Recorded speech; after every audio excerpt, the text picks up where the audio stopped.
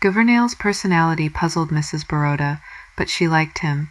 Indeed, he was a lovable, inoffensive fellow. After a few days, when she could understand him no better than at first, she gave over being puzzled and remained piqued.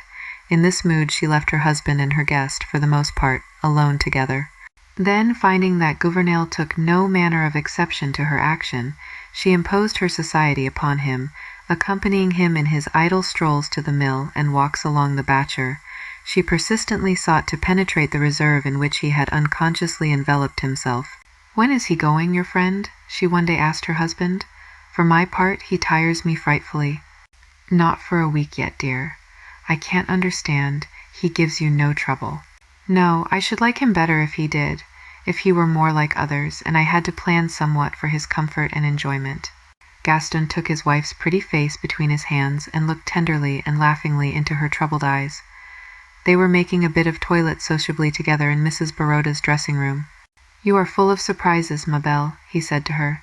"Even I can never count upon how you are going to act under given conditions."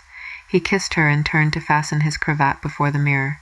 "Here you are," he went on, taking poor Gouvernail seriously, and making a commotion over him, the last thing he would desire or expect.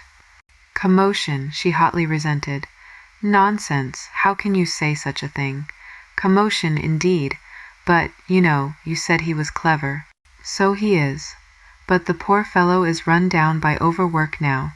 That's why I asked him here to take a rest." "You used to say he was a man of ideas," she retorted, unconciliated. "I expected him to be interesting, at least. I'm going to the city in the morning to have my spring gowns fitted.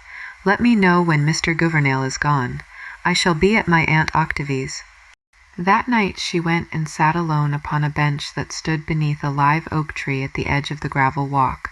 She had never known her thoughts or her intentions to be so confused. She could gather nothing from them but the feeling of a distinct necessity to quit her home in the morning.